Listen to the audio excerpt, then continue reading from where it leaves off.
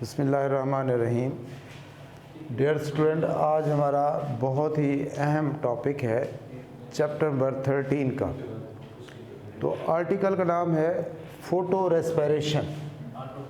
Photo respiration, तो जैसे कि नाम से ज़ाहिर है, रेस्पिरेशन जो लाइट की मौजूदगी में हो। अच्छा, ये आम रेस्पिरेशन से हट के है। आम रेस्पिरेशन का अमल जो है वो जानदारों में, पौधों में, जानवरों में 24 घंटे जारी रहता है, जबकि ये जो अमल है ये सिर्फ डे टाइम को होता है। इससे इसकी तारीफ़ यही से हम करेंगे, respiratory activity that occur at day time, यानी वो रेस्पिरेशन का अमल जो दिन के टाइम लाइट की मौजूदगी में हो, उसको कहते हैं फोटो रेस्पिरेशन। इसमें क्या होता है, इसमें ऑक्सीजन अब्जॉर्ब होती है और कार्बन डाइऑक्साइड रिलीज़ होती है। तो यहाँ पर अगर हम दूसरी जो नॉर्मल रेस्पिरेशन होती है, जिसको हम सेलुलर रेस्पिरेशन कहते हैं, उससे अगर इसका मुवाजना करें तो उसमें और इसमें फ़र्क है। फ़र्क उसमें यह है कि इसमें ऑक्सीजन अब्जॉर्ब होती है, जबकि नॉर्मल सेलुलर रेस्पिरेशन में ऑक्सीजन रिलीज़ होती है। और दूसरी बात यह है कि रेस्पिरेशन में जो सेलुलर रेस्पिरेशन होती है उसमें एटीपी प्रोड्यूस होते हैं, जबकि इसमें एटीपी प्रोड्यूस नहीं होते, बल्कि एटीपी यूज़ होते हैं। आगे मैं बताता हूँ आपको कि एटीपी किस तरह इसमें यूज़ होते हैं। तीसरी बात यह है कि ये लाइट डिपेंडेंट प्रोसेस है। ये रेस्पिरेशन का अमल लाइट की मौजूदगी में होता है। लाइट नहीं होगी, ये रेस्पिरेशन का अमल नहीं होगा।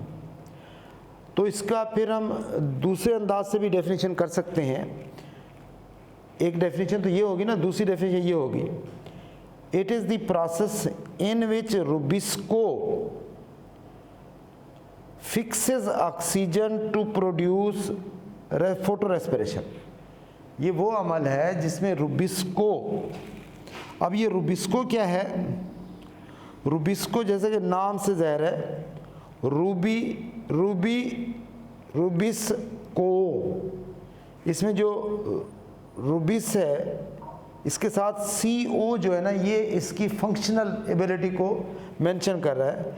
यानी ये बेसिकली क्या है, रेबोलूज बाईफॉस्फेट, जो कि ऑक्सीजनेज भी हो सकता है और कार्बोक्सिलेज भी हो सकता है। यानी इसकी जो एक्टिव साइट है वो ऑक्सीजन के लिए भी है और कार्बन डाइऑक्साइड के लिए भी है। यानी किसी एक ऑक्सीजन या कार्बन डाइऑक्साइड ने इसके साथ फिक्स होना है, कार्बन डाइऑक्साइड।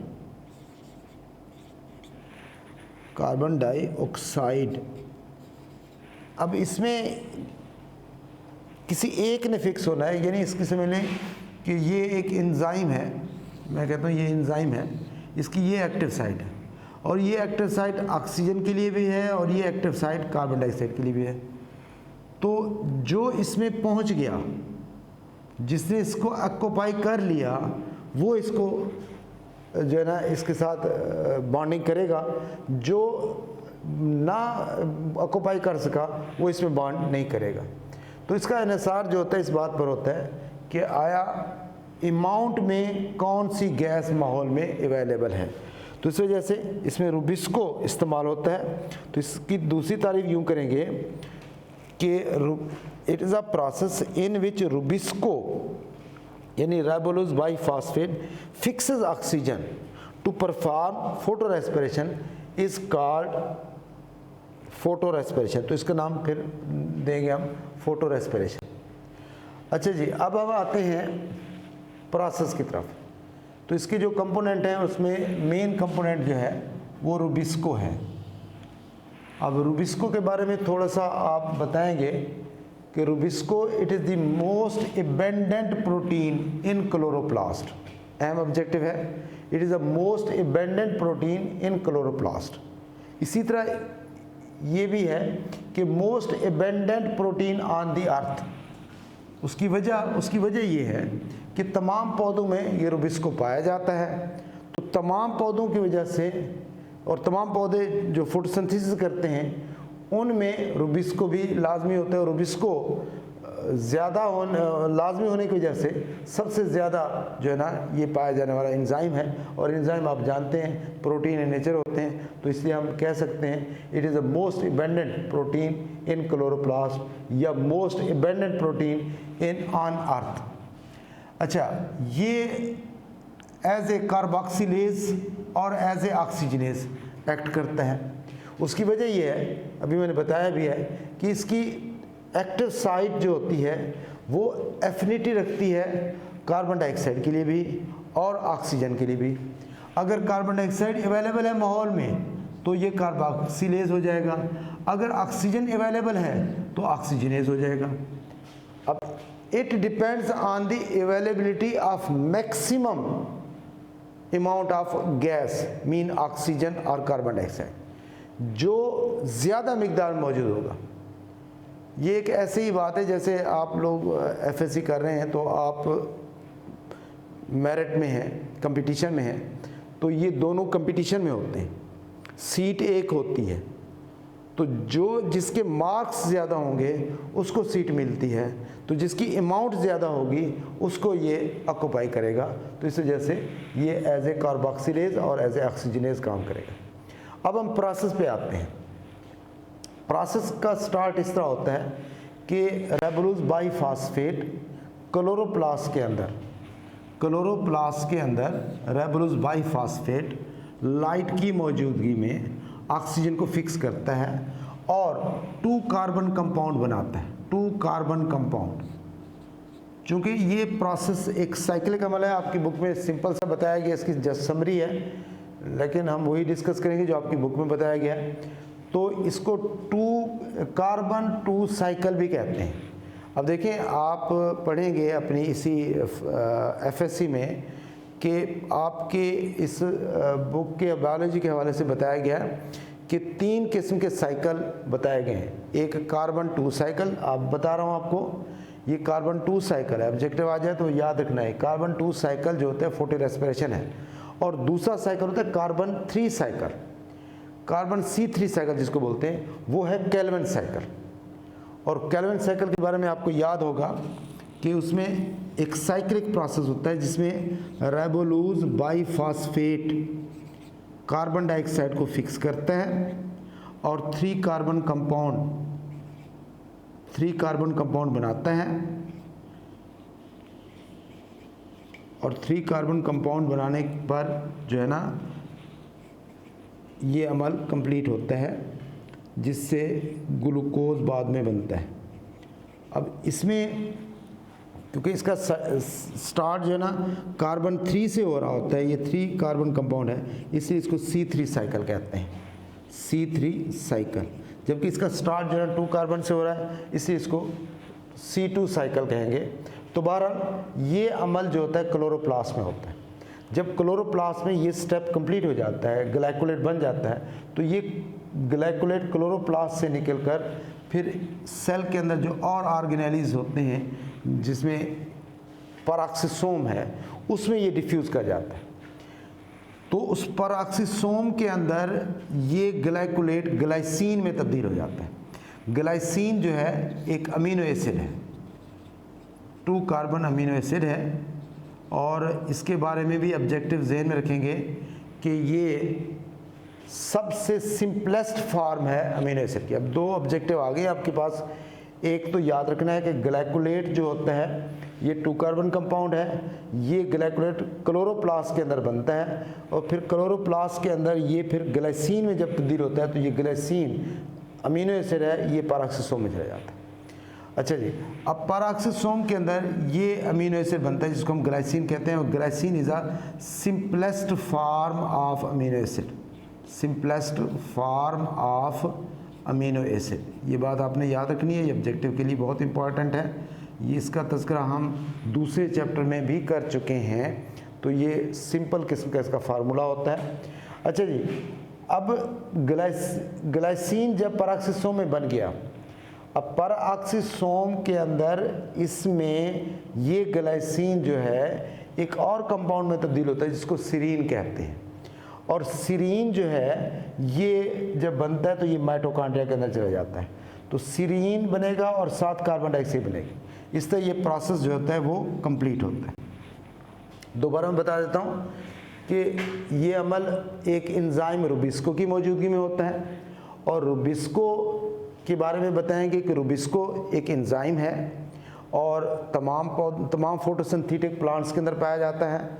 तो इस वजह से इसके बारे में हम ये कह सकते हैं कि ये सबसे ज़्यादा पाए जाने प्रोटीन है प्लांट्स के अंदर, सबसे ज़्यादा पाए जाने प्रोटीन है अमीन इसके अंदर अर्थ पर। तो ये इसकी ख़ास बात जो है वो ये है कि ये कार्बोक्सिलेज के तौर पर भी काम करता है और ऑक्सीजनेज के तौर पर भी काम करता है, यानी इसकी जो एक्टिव साइट है वो कार्बन डाइऑक्साइड के लिए भी है, ऑक्सीजन के लिए भी है। इसकी भी मैंने वजाहत बता दी, जो जिस ज़्यादा अमाउंट में होगी ऑक्सीजन गैस, कार्बन डाइऑक्साइड या ऑक्सीजन, ये उसके लिए जो है ना उस ऑक्यूपाई करेगा। तो बहरहाल अब प्रोसेस इस तरह स्टार्ट होगा कि रेबुलोज बाईफॉस्फेट जो है ऑक्सीजन के साथ मिलेगा, यानी ऑक्सीजन को फिक्स करेगा और क्लोरोप्लास्ट के अंदर ये ग्लाइकोलेट में तब्दील हो जाएगा।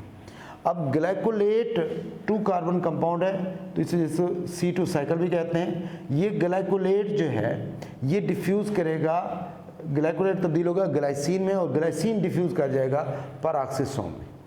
पेरॉक्सीसोम के अंदर ये ग्लाइसिन जो है सीरीन में तब्दील होगा और सीरीन जो है उसके साथ कार्बन डाइऑक्साइड भी बनेगी। इस तरह ये फोटो रेस्पिरेशन का अमल मुकम्मल होगा। अब थोड़ा सा आपको मैं ओवरऑल इसका रिज़ल्ट बताऊं, तो रिज़ल्ट ये है, इसका जो हम कंक्लूजन निकालेंगे, हम कहते हैं कि इस फोटो रेस्पिरेशन में पौधों पर क्या असर होता है। ओवरऑल पौधों के अंदर कार्बन डाइऑक्साइड फिक्सेशन कम होती है। देखो ना, कार्बन डाइऑक्साइड की फिक्सेशन इसमें कम हो रही है क्योंकि कार्बन डाइऑक्साइड प्रोड्यूस हो रही है। यानी कार्बन डाइऑक्साइड फिक्सेशन का मतलब क्या हुआ, कम क्यों होती है? जब ये कम होती है तो उनके अंदर समझ लो कार्बोहाइड्रेट कम बनेंगे, कार्बोहाइड्रेट उनमें क्या बनते हैं, कम बनते हैं। तो इस तरह ओवरऑल कार्बोहाइड्रेट में बनाने के लिए जो कार्बन डाइऑक्साइड का रोल है फिक्सेशन का, वो ओवरऑल कम हो जाता है। तकरीबन 25% कार्बन डाइऑक्साइड की फिक्सेशन प्लांट्स के अंदर कम हो जाती है इस प्रोसेस की वजह से। और इसका असर ज़ाहिरी बात है, पौधे जो फोटोसिंथेसिस करते हैं ग्लूकोज बनाने के लिए करते हैं, तो इस वजह से जब उनमें ये अमल कम होगा तो इससे पौधों की ग्रोथ पर भी नेगेटिव इफ़ेक्ट पड़ेगा। तो हम लिखेंगे रिड्यूस द प्लांट ग्रोथ। तो यहाँ पर ये प्रोसेस डिस्कस करने से हमें एक और डेफिनेशन मिल गई जो आपसे पूछ सकते हैं कि pathway by which ribulose bisphosphate is converted into serine is called photorespiration. इसकी सी तारीफ होगी, इज कॉल्ड फोटो रेस्पिरेशन।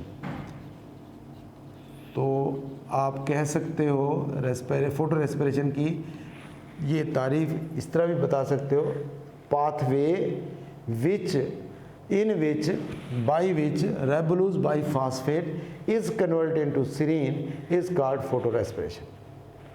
इसमें देखा जाए तो हमें एक बहुत ही अहम पॉइंट यहाँ से मिलता है। इस फोटो रेस्पिरेशन के अमल में ATP और NADPH यूज़ होते हैं और ऐसे यूज़ होते हैं जैसे केल्विन साइकिल के अंदर यूज़ होते हैं।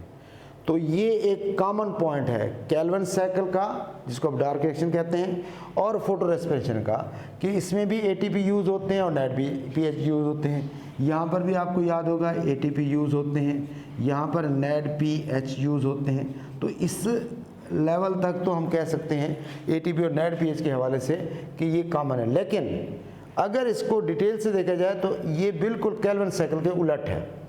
क्यों उलट है? उसकी वजह, इसमें कार्बन डाइऑक्साइड जो है वो प्रोड्यूस होती है, ना कि फिक्स होती है। जबकि केल्विन साइकिल में देखिए कार्बन डाइऑक्साइड जो होती है वो फिक्स हो रही है, इस्तेमाल हो रही है। यहाँ पर कार्बन डाइऑक्साइड प्रोड्यूस होती है और ओवरऑल यहाँ पर कार्बन डाइऑक्साइड की यूजेज बढ़ जाती है और पौधों को मैक्सिमम कार्बोहाइड्रेट मिलता है। यहाँ पर कार्बन डाइऑक्साइड की फिक्सेशन कम हो जाती है, ओवरऑल कार्बन डाइऑक्साइड की फिक्सेशन इस प्रोसेस की वजह से कम हो जाती है। अच्छा जी, अगली बात करते हैं कि ये अमल जो है हॉट और ड्राई कंडीशन में होता है। Hot and dry condition favour the photo respiration. उसकी वजह ये है कि जब माहौल में बहुत ज़्यादा गर्मी बढ़ जाती है तो पौधे जो होते हैं कुछ अपने प्रोटेक्टिव जो है ना एक तब्दीली लाते हैं। वो ये होता है कि वो अपने स्टोमेटा बंद कर देते हैं ताकि हद से ज़्यादा वाटर लॉस हो गया ना तो पौधे जो है ना विल्ट हो जाएंगे, मुरझा जाएंगे। अब उस दौरान जब स्टोमेटा बंद होता है तो फोटोसिंथेसिस का अमल हो रहा होता है। फोटोसिंथेसिस में जो ऑक्सीजन पैदा होती है वो फोटो रेस्पिरेशन में इस्तेमाल हो रही थी। जितना उसके अंदर जो है ना रेबोलोज बाईफास्फेट मौजूद होता है उसकी फोटो रेस्पिरेशन हो रही होती है। और ओवरऑल रिज़ल्ट ये निकलता है कि ऑक्सीजन का लेवल, कार्बन डाइऑक्साइड तो ज़ाहिर है उसमें प्रोड्यूस हो रही है ज़्यादा से ज़्यादा, तो ऑक्सीजन का लेवल जो होता है वो फोटोसिंथेसिस की वजह से इस्तेमाल हो रहा होता है। ऑक्सीजन की मिकदार में कमी आ जाती है जिसकी वजह से लेवल ऑफ ऑक्सीजन मैं दोबारा बताता हूँ, स्टोमेटा क्लोज हो जाते हैं और उसमें ये होता है कि स्टोमेटा के क्लोज हो जाने की वजह से जो रेस्पिरेशन का अमल होता है वो कम हो जाता है और रेस्पिरेशन के कम होने की वजह से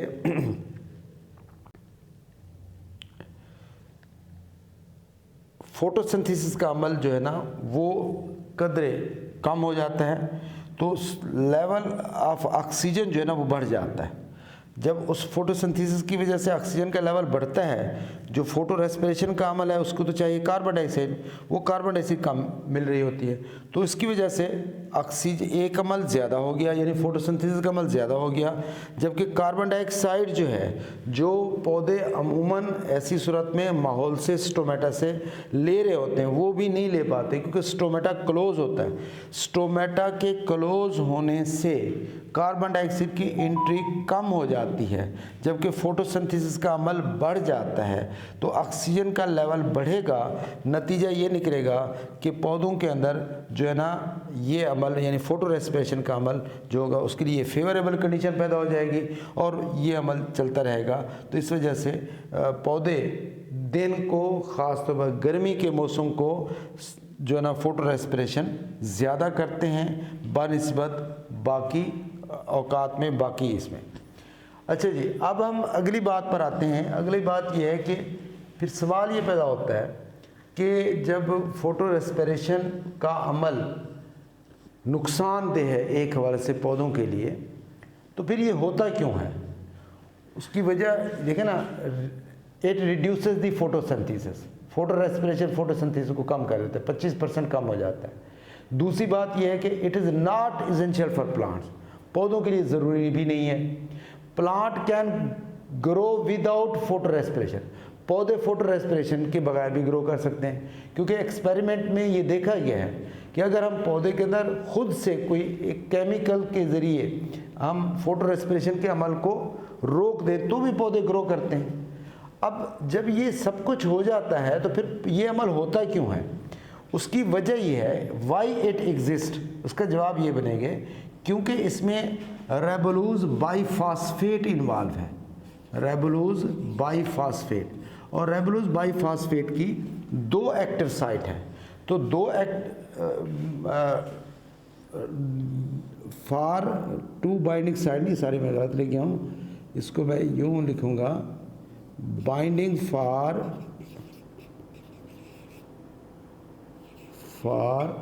ऑक्सीजन एंड कार्बन डाइऑक्साइड। तो उसकी जो एक्टिव साइट है वो एक्टिव साइट जो है वो दोनों के लिए सूटेबल है, for oxygen for carbon dioxide.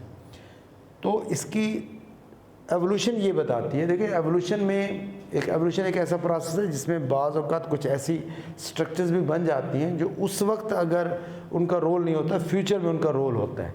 जब रूबिस्को बनाया गया तो रूबिस्को बेसिकली तो बनाया गया था ऑक्सीजन और कार्बन डाइऑक्साइड के लिए। स्टार्ट में ये था कि स्टार्ट में ऑक्सीजन कम थी, तो इस वक्त ये कार्बोक्सिलेज के तौर पर इस्तेमाल होता रहा। It was not problem because, start में ये प्रॉब्लम नहीं था, because there was a low oxygen in atmosphere, oxygen कम होती थी या ना होने के बराबर थी, तो इस वजह से कार्बन डाइऑक्साइड की ज़्यादा होने की वजह से जो है ना ये एज ए कार्बोक्सिलेज काम करता रहे। फिर आहिस्ता आहिस्ता ये अमल शुरू हुआ। Then only carbon dioxide binding site was used. फिर क्या हुआ कि आहिस्ता आहिस्ता रेस्पिरेशन फोटोसिंथेसिस का अमल शुरू हुआ। जब फोटोसिंथेसिस का अमल शुरू हुआ तो माहौल में ऑक्सीजन भी आ गई।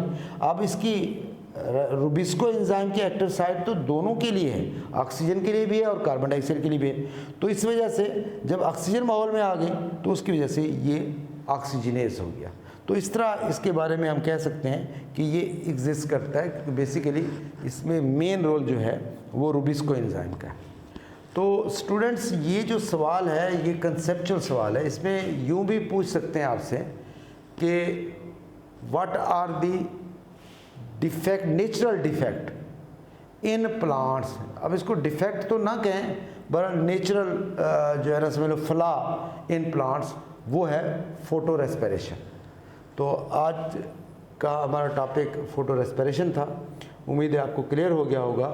तो नेक्स्ट हम अगले लेक्चर में देखेंगे। अल्लाह हाफ़िज़।